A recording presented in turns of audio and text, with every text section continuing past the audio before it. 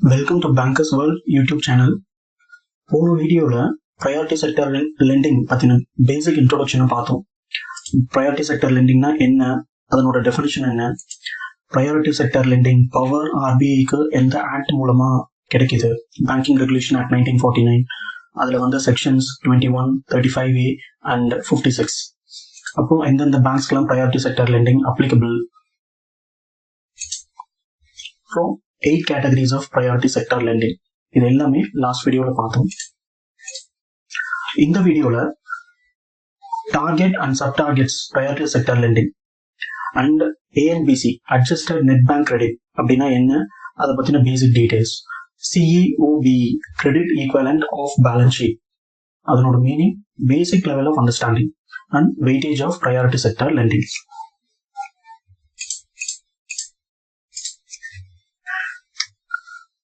Targets வரும்போது domestic commercial banks and foreign bank more than 20 branches, இது ஒரு செக்டரா பிரிச்சிருக்காங்க. Foreign branches with less than 20 branches ஒரு செக்டர், ரீஜனல் ரூரல் பேங்க் ஒரு sector, and small finance bank and urban cooperative bank. இதுல total priority sector 40% of the ANBC or CEOBE whichever is higher. இங்க whichever is higherங்கிறத நல்லா ஞாபகம் வச்சுக்கோங்க. Because ஏதாவது exams அந்த மாதிரி அட்டன் பண்ணும்போது மோஸ்ட்லி ஆப்ஷன்ஸ்ல நம்ம கன்ஃபியூஸ் ஆகுற மாதிரி whichever is higher or lower இந்த இடத்துல தான் ஃபோக்கஸ் பண்ணுவாங்க. So 40% of adjusted net bank credit or credit equivalent of balance sheet exposure whichever is higher. இது டொமஸ்டிக் கமர்ஷியல் பேங்க்ஸ்க்கு உண்டான target. And foreign banks with less than 20 branches, அதுக்கும் same 40% of ANBC. ஆனா அந்த 40%ல foreign banks with less than 20 பிரான்ச்சஸ்னா maximum of 32% export கிரெடிட்ல தான் வரணும். எக்ஸ்போர்ட் கிரெடிட்ங்கிறது one of the categories in priority sector lending நம்ம பார்த்துருப்போம். ஏன் எக்ஸ்போர்ட் கிரெடிட் 32% அப்படின்னா, foreign banks with less than 20 branches அதனோட கோர் ஃபங்க்ஷன்ஸ் பார்த்தீங்கன்னா நம்ம நார்மல் கமர்ஷியல் பேங்க்ஸ் மாதிரி இருக்காது. அவங்களோட ஃபோக்கஸ் இந்த எக்ஸ்போர்ட், ஃபாரின் எக்ஸ்சேஞ்சஸ் இதை பேஸ் பண்ணி இருக்குங்கிறதுனால அதில் ப்ரையாரிட்டி செக்டர் லெண்டிங் ஃபோக்கஸ் பண்ணணுங்கிறதுக்காக 32% எக்ஸ்போர்ட் கிரெடிட்க்கு அலாட் பண்ணியிருக்காங்க. அண்ட் மீதி இருக்க 8% other sectors, agri, micro enterprises, weaker section, MSME, housing, இந்த மாதிரி எந்த கேட்டகரியில் வேணா அவங்க அதை ஃபுல்ஃபில் பண்ணிக்கலாம். And then regional rural bank. மற்ற நார்மல் பேங்க்ஸ் பார்த்தீங்கன்னா 40% ஆஃப் ANBC, ரீஜனல் ரூரல் பேங்க்னு வரும்போது 75% ஆஃப் ANBC. பிகாஸ் ரீஜனல் அந்த ரூரல் ஏரியாஸ்ல தான் நம்மளோட most of the sectors cover ஆகும். Agriculture, MSME and social infrastructure, இந்த மாதிரியான நிறைய கோர் செக்டர்ஸ். அப்புறம் நம்ம லாஸ்ட் கிளாஸ்ல பார்த்த மாதிரி ப்ரையாரிட்டி செக்டர் லெண்டிங்கோட கோர் அப்ஜெக்டிவே இந்த அன்இம்பார்ட்டன்ட் செக்டர்ஸ் சொல்ல முடியாது. It is a significant sector but underserved செக்டர்ஸ்னு சொல்லலாம். அது எல்லாத்தையுமே கவர் பண்ணணும் அப்படிங்கிறது தான் ப்ரையாரிட்டி செக்டர் லெண்டிங்கோட மோட்டிவ். ஸோ அதெல்லாம் மோஸ்ட்லி ரூரல் பிளேஸ்ல தான் கவர் ஆகுதுங்கிறதுனாலையும் ரீஜனல் ரூரல் பேங்கோட கோர் அப்ஜெக்டிவே ரூரல் ஆக்குபேஷன், ரூரல் கிரெடிட் எல்லாமே ப்ராப்பரா ரீச் ஆகணும் அப்படிங்கிறது தான் அவங்களோட அப்ஜெக்டிவ். ஸோ ரீஜனல் ரூரல் பேங்க்னு வரும்போது ANBCயோட டார்கெட் ப்ரையாரிட்டி செக்டர்ல 75% வரும். அண்ட் இதுல மற்ற விஷயம் மீடியம் சோஷியல் இன்ஃப்ராஸ்ட்ரக்சர், அதாவது MSMEல medium enterprises, social infrastructure and renewable energy, இது எல்லாமே அப் டு 15% ஆஃப் ANBC வரைக்கும் அலாட் பண்ணிக்கலாம் ப்ரையாரிட்டி செக்டர்ல. அதாவது அப் டு 50% வரையும் தான் medium enterprises, social infrastructure and renewable energy இதெல்லாம் கவர் பண்ணிக்கலாம். பிகாஸ் ஏன் இந்த கண்டிஷன் இருக்குன்னா, 75% ஆஃப் ANBC இருக்கும்போது நிறைய percentage medium social infrastructure, renewable எனர்ஜிக்கு suppose regional rural bank credit கொடுத்துருதுன்னா, அண்ட் மீதி இருக்கிற core sectors, agriculture, micro and small enterprises, அவங்களுக்கு எல்லாம் பாதிப்பு வரும் அப்படிங்கிறதுக்காக தான் இந்த செக்டருக்கு இந்த 15% ரெஸ்ட்ரிக்ஷன். அதாவது நான் ரிப்பீட் பண்றேன், 75% டோட்டலா 75% of ANBC regional rural bank priority sector achieve பண்ண வேண்டியது.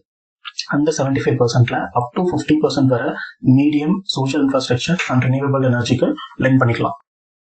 ஐ ஹோப் யூ காட் இட். அப்புறம் ஸ்மால் ஃபைனான்ஸ் பேங்க்கும் அதனோட டார்கெட்ஸ் பார்த்தீங்கன்னா 75% of ANBC or credit equivalent of balance sheet exposure whichever is higher. இப்போ சப் டார்கெட்ஸ்க்கு வரலாம். அக்ரிகல்ச்சர் செக்டர்னு வரும்போது domestic commercial banks, regional rural bank, small finance bank இது எல்லாத்துக்குமே 18% ஆஃப் ANBC அச்சீவ் பண்ணியிருக்கணும். டொமஸ்டிக் கமர்ஷியல் பேங்க்ஸ் வரும்போது அந்த 40%ல 18% ஆஃப் ஏஎன்பிசி அக்ரிகல்ச்சருக்கு லெண்ட் பண்ணியிருக்கணும். ரீஜனல் ரூரல் பேங்க்னு வரும்போது 75% ஆஃப் ஏஎன்பிசியில் 18% சப்டாகி அச்சீவ் பண்ணியிருக்காங்க. அண்ட் தென் இந்த அக்ரிகல்ச்சருக்குள்ள ஸ்மால் அண்ட் மார்ஜினல் ஃபார்மர்ஸ் இவங்க 10% கவர் பண்ணியிருக்கணும். 18%ல 10% ஸ்மால் அண்ட் மார்ஜினல் ஃபார்மர்ஸுக்கு லெண்ட் பண்ணியிருக்கணும் ப்ரையாரிட்டி செக்டர் லெண்டிங்கோட கண்டிஷன்ஸ் படி. Same applicable for regional rural bank and small finance bank. Foreign bank with less than 20 பிரான்ச்சஸ்க்கு total priority sector lending அந்த 32% + 8%ன்னு பிரிக்கிறோம் இல்லையா, இதை தவிர மற்ற எல்லா சப்செக்டர்ஸுமே நாட் அப்ளிகபிள். அவங்க இந்த ஒரு கண்டிஷனை அச்சீவ் பண்ணாலே போதும். And then we are coming to micro enterprises.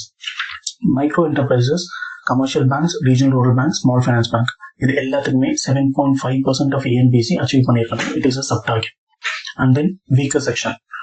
Weaker செக்ஷனுக்கும் 12% for domestic commercial banks and small finance banks. But for regional rural bank it was 15%. இதுல வேல்யூ யூனிக்கா இருக்கு. ஸோ அப்ஜெக்டிவ்க்கு பாசிபிலிட்டிஸ் அதிகமா இருக்கும். So regional rural banks weaker செக்ஷனுக்கு 15% of ஏஎன்பிசி spend பண்ணுங்கிறத மைண்ட்ல வச்சுக்கோங்க. But for other banks such as regional rural bank, small finance bank and domestic commercial banks க்கு 12% போதுமானது. Next, இப்போ டார்கெட்ஸ் வந்து 40% ஆஃப் ஏஎன்பிசி, 75% ஆஃப் ஏஎன்பிசி அப்படின்னு பார்த்தோம். இப்போ என்ன ஏஎன்பிசினா என்ன அப்படிங்கிற இடத்துக்கு வருவோம். ஏஎன்பிசி அட்ஜஸ்டட் நெட் பேங்க் கிரெடிட். ஒரு பேங்க் லோன், பேங்கோட கோர் ஃபங்க்ஷன் பார்த்தீங்கன்னா borrowersக்கு லோன் கொடுக்கறது. ஸோ அவங்க கொடுத்த மொத்த பேங்க் கிரெடிட்ல எவ்வளோ பர்சன்டேஜ் ஃபார் ப்ரையாரிட்டி செக்டர் 40% கொடுக்கறது போச்சு அப்படின்னா அதுதான் ஏஎன்பிசியா அப்படின்னு கேட்டா நோ, இட்ஸ் ராங். பிகாஸ் ஏஎன்பிசிங்கிறதுலயே நெட் பேங்க் கிரெடிட் வருது. இந்த நெட் அப்படிங்கிற வேர்ட் வந்தாலே அதுல சில டிடக்ஷன்ஸ் இருக்கு அப்படின்னு அர்த்தம்.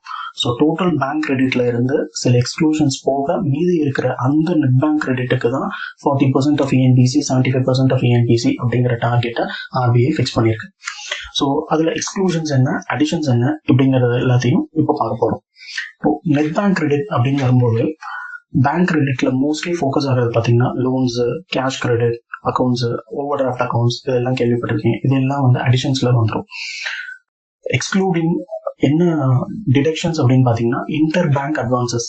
அதாவது ரெண்டு பேங்க்குள்ள லோன் பரிவர்த்தனை மாத்தி லோன் வாங்குறது பண்றது ஓவர் நைட்டு ஆர் 2 days ஒரு சம் மெச்சூரிட்டி பீரியட் அவங்களுக்குன்னு இருக்கும், அவங்களோட நீடுக்கு தகுந்த மாதிரி. ஸோ இன்டர் பேங்க் அட்வான்சஸ் எல்லாம் இந்த நெட் பேங்க் கிரெடிட்குள்ள வரக்கூடாது. அது எல்லாத்தையுமே எக்ஸ்க்ளூட் பண்ணிடணும். அடுத்து வேற என்ன எக்ஸ்க்ளூட் பண்றது அப்படின்னா advance extended in India against incremental foreign currency non-resident deposits or non-resident external rupee deposits. அப்படின்னா என்னன்னா, இப்போ நார்மலா நம்ம fixed deposit, domestic fixed deposit வச்சிருக்கோம்னா அந்த ஃபிக்ஸ்டு டெபாசிட் லீனா வச்சு நம்ம லோன் வாங்கிக்கலாம். அந்த மாதிரி ஃபாரின் கரன்சி, ஃபாரின் டெபாசிட் வச்சிருக்கவங்க அதை பேஸ் பண்ணி லோன் வாங்குவாங்க. அந்த மாதிரி லோன்ஸை இந்த நெட் பேங்க் கிரெடிட்ல இன்க்ளூட் பண்ணக்கூடாது, எக்ஸ்க்ளூட் பண்ணிக்கணும். And then long term bonds for infrastructure and housing loan. Housing loan, infrastructure இந்த மாதிரி செக்டர்ஸ்க்கு பாண்ட் வந்து பேங்க் இஷ்யூ பண்ணியிருக்கோம். அதாவது பணம் வாங்கி அந்த வாங்கின பணத்தை ஹவுசிங் லோன், இன்ஃப்ராஸ்ட்ரக்சர் இந்த மாதிரி பர்பஸ்க்கு ஸ்பெண்ட் பண்ணும். இந்த மாதிரி பாண்ட்ஸ் எல்லாம் இந்த அட்ஜஸ்டட் நெட் பேங்க் கிரெடிட்ல இன்க்ளூட் ஆகக்கூடாது. பட் இண்டிவிஜுவலா ஹவுசிங் லோன் ஒரு கேட்டகரி இருக்கு.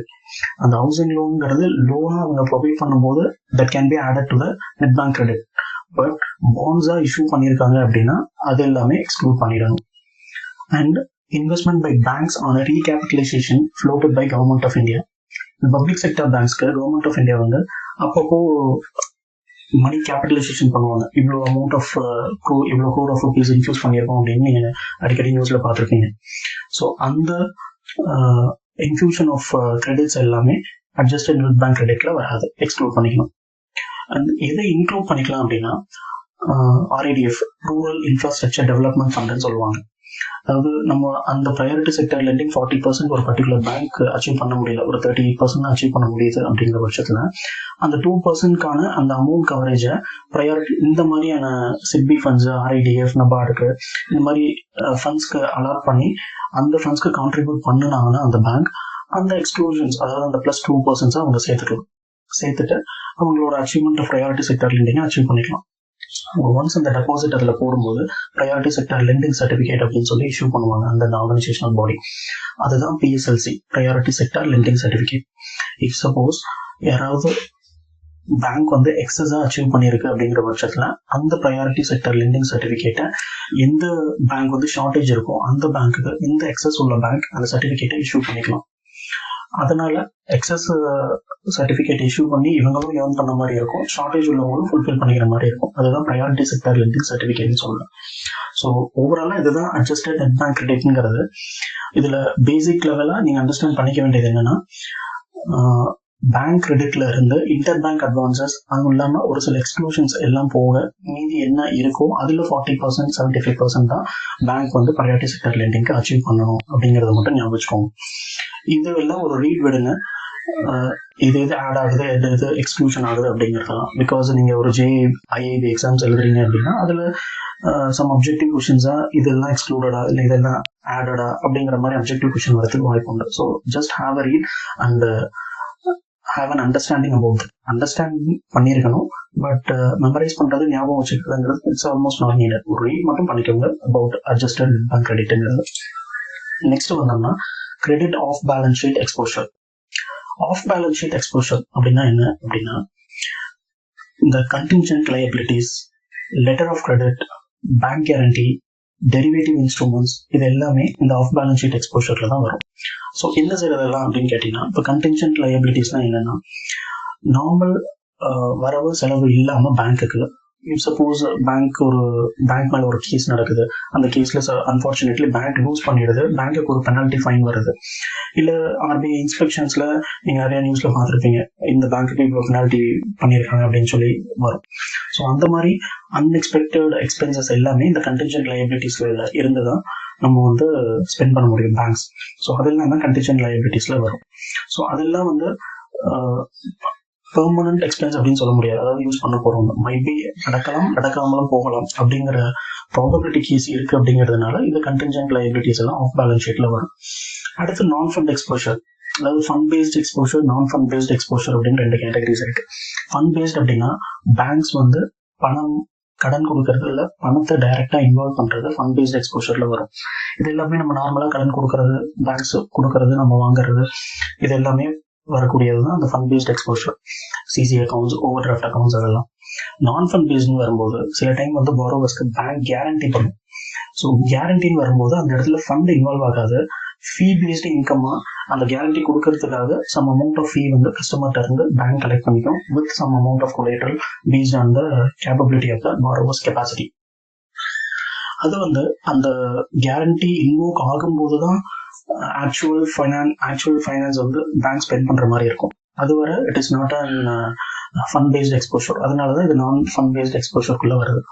ஸோ இந்த மாதிரி ஆஃப் பேலன்ஸ் ஷீட் எக்ஸ்போஷர்ஸ்ல கூட பேங்க் வந்து அவங்களோட ப்ரையாரிட்டி செக்டர் லெண்டிங்ஸை அச்சீவ் பண்ணிக்கலாம். அதனாலதான் ENBC or credit equivalent of balance sheet exposure whichever is higher அப்படிங்கிற அந்த கண்டிஷன்ஸ் வந்திருக்கும்.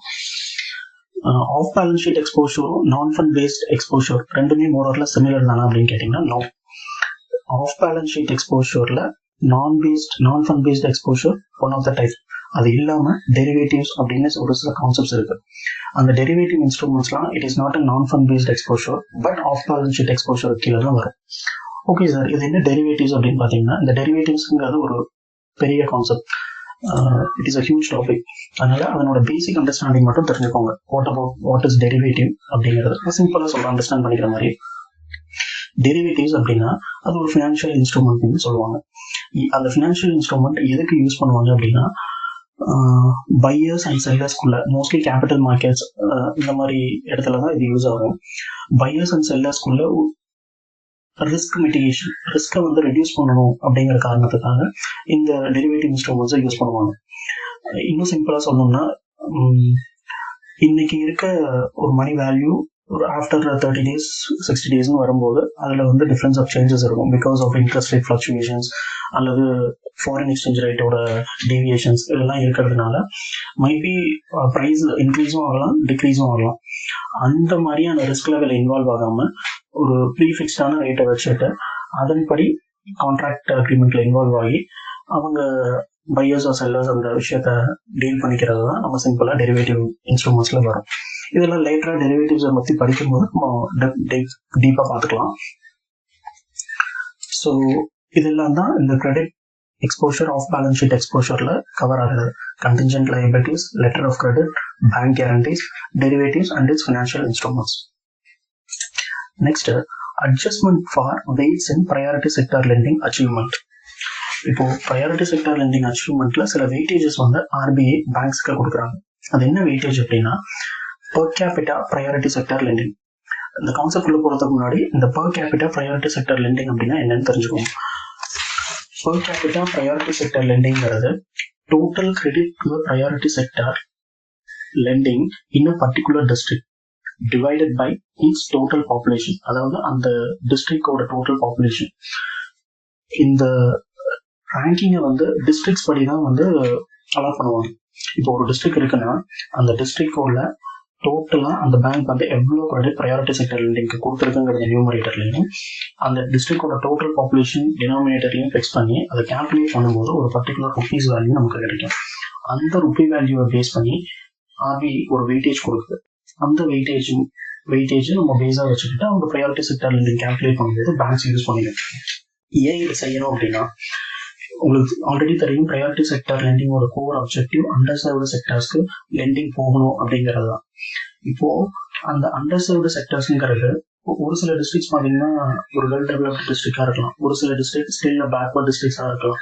ஸோ பேங்க்ஸ் யூஸ்வலா என்ன பண்ணுவோம், அந்த வெல் டெவலப்டு டிஸ்ட்ரிக்ட்ஸ்ல இருக்க பீப்புள்ஸ் கிட்ட அந்த கிரெடிட்டை ஃபுல்லா ஃபோக்கஸ் பண்ணி அங்கேயே எல்லா கிரெடிட்டையும் கொடுத்துட்டு ப்ரையாரிட்டி செக்டர் லெண்டிங் டார்கெட்ஸை வந்து அச்சீவ் பண்ணிட்டோம் அப்படின்னு கொண்டு வந்துருவாங்க. பட் இதுல எக்ஸ்க்ளூட் ஆகிறத பாத்தீங்கன்னா அந்த பேக்வர்ட் டிஸ்ட்ரிக்ட்ஸ்ல உள்ள பீப்புள்ஸ் அவங்க கவர் ஆக மாட்டாங்க. ஸோ அவங்களையும் ஃபோக்கஸ் பண்ணணுங்கிறதுக்காக இந்த வெயிட்டேஜ்.